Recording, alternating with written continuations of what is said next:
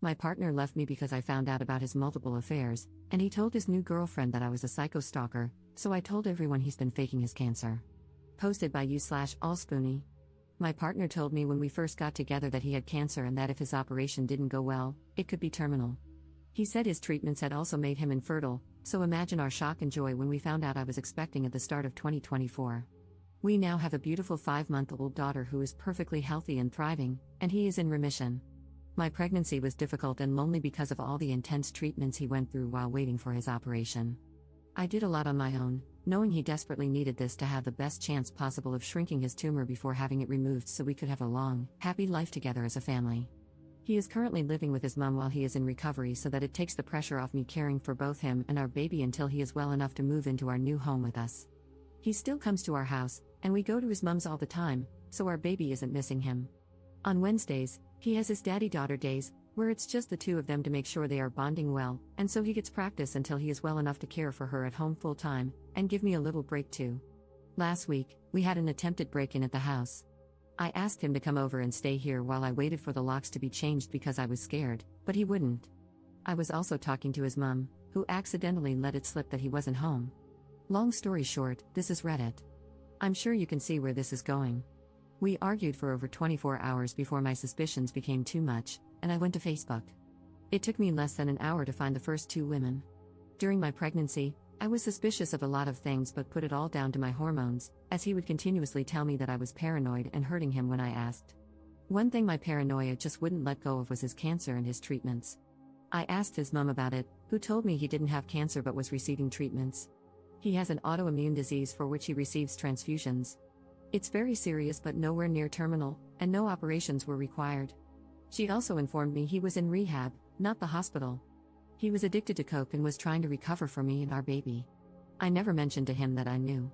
I assumed it was the embarrassment of wanting to get clean without me knowing so he could be a good partner and dad. I was so proud of him for getting that help that I never spoke about it. With his autoimmune disease, his mom explained how brutal it had been for him and that he did have chemo a few years back, so maybe that's why he's confused. Pregnancy brain is a real thing, or maybe I was just too blindly in love because I accepted this and never questioned it again. After discovering the first two women, I sent my partner a message telling him to let his girlfriend know I was asking after her and not to bother coming home anymore. I'd had the locks changed after the break-in, so he couldn't get in. He panicked and started begging me to answer the phone and let him come see me so he could explain everything. I started to see everything through clear eyes for the first time and realized how long he had been gaslighting me. I told him no. Realizing he couldn't get through to me and now aware I was trying to contact his girlfriend, he panicked and went to her instead. During that time, I found a photo she had shared of the two of them and posted it to my profile with the caption, "Can someone please ask this woman to contact me?" She instantly blocked me, but her sister got in touch with me instead. Apparently, the family has never trusted him and knew something was wrong. This affair is serious enough to have involved the family.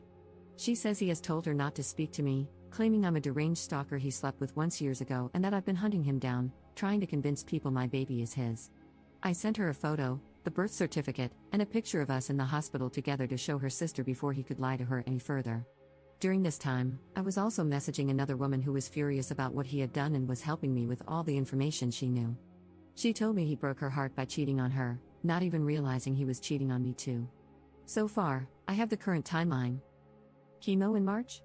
A 19-year-old. Rehab from April to July? A woman of an appropriate age this time, but he was also cheating on her. August to now?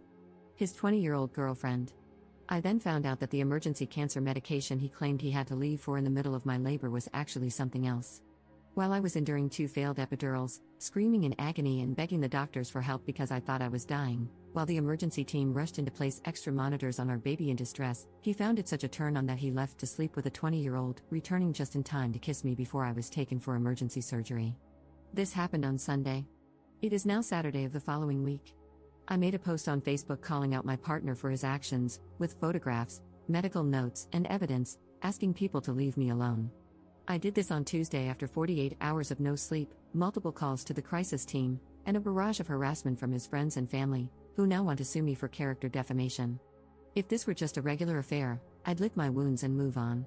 But I have now learned that I've been leaving my daughter alone with a substance addict who claims he doesn't know me or his daughter to others while simultaneously demanding custody rights from me. Dozens of women have now come forward, revealing that they also dated him during our relationship, completely unaware of me or each other. While this is obviously deeply upsetting, what troubles me most is that I've noticed a very disturbing pattern. He told every single one of these women that he has cancer and can't get them pregnant. I mentioned that my labor and delivery were difficult. I was induced due to an infection. My GP had told me I had an STI.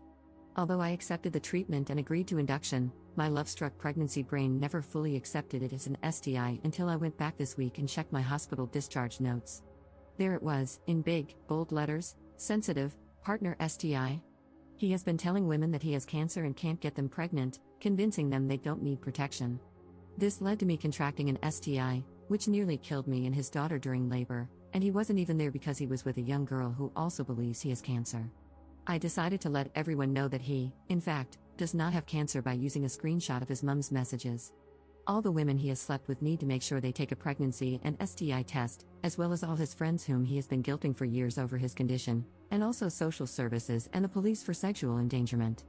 My daughter and I now have safeguarding in place from a local organization for women leaving abusive relationships, so I feel very safe revealing the truth about him and ensuring all of his partners are safe and informed, seeing as he couldn't uphold his legal obligation of declaring an STI.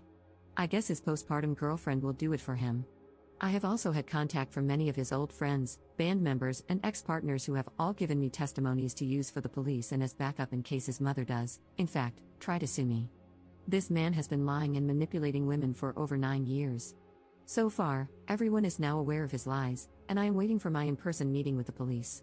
I can't imagine any updates from here, as it will likely be a legal battle that probably can't be shared, but if anything else of interest comes up, I will make sure to write about it. Oh, also, my partner is a primary school teacher. Additional information from UP. We're in the UK. His complaints have been escalated to LADO in the past, which is basically our version of what oversees the school's judgment in dangerous situations, but nothing happened. One of his exes has given me all the details of their report to highlight that they ignored her, and it's escalated to this.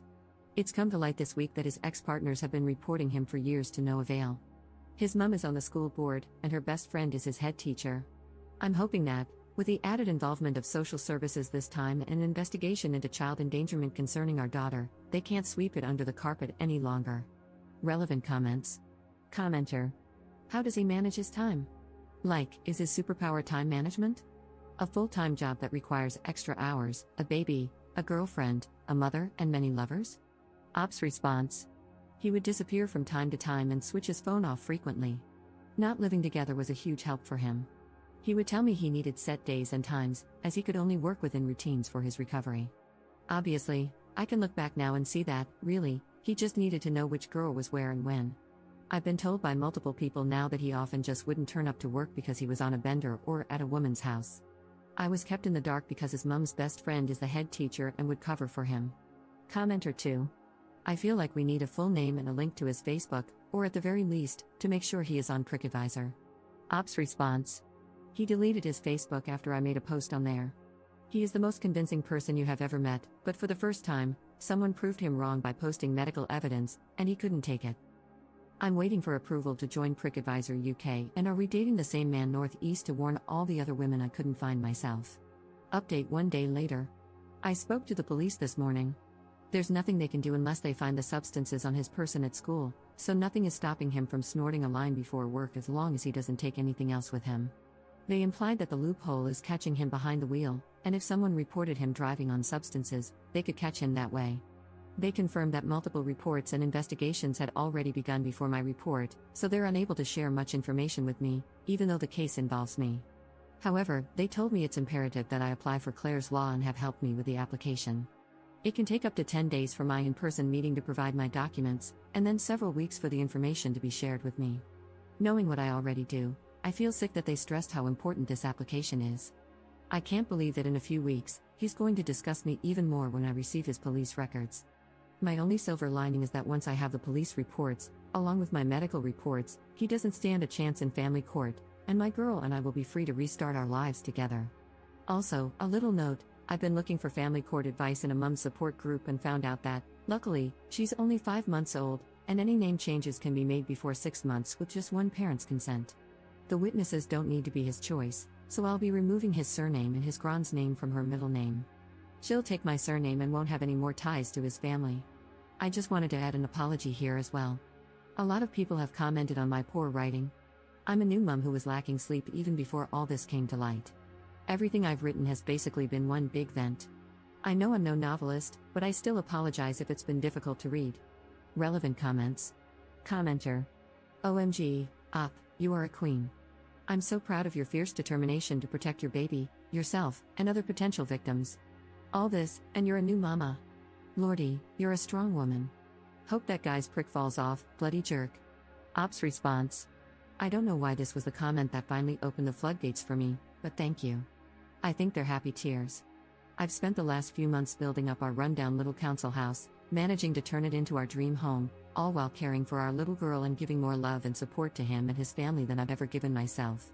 She falls asleep at 12 to 1 a.m., and I work through the night decorating and building furniture. I keep forgetting that I've just given birth. I haven't even recovered myself. He made me into a mouse of a person and so dependent on him that I haven't felt strong at all. But now, I think I can see with clear eyes and realize how many women I've managed to help so far and the work I'm putting in to protect the children at his school. I do feel more proud of myself and hope that one day my baby girl will be proud of me too. Op responding to someone calling her post fake. And I 100% understand why someone would think and say that. I wish it was fabricated, but sadly, it's actually very condensed to focus on his lies about cancer. I haven't even touched on the details of the argument around the attempted break-in that led to this, why or how I found the other women on Facebook, or the argument with his new girlfriend and mum that led to me discovering the extent to which she has been covering for him. I don't even dare go into further details for fear of people not believing the absolute crap show of the past week. I didn't even believe it myself. Second update 2 days later. I have managed to provide enough evidence of substance use and emotional blackmail to the police to have a domestic abuse case opened. This is going straight past the school to the highest authority to keep him away from children.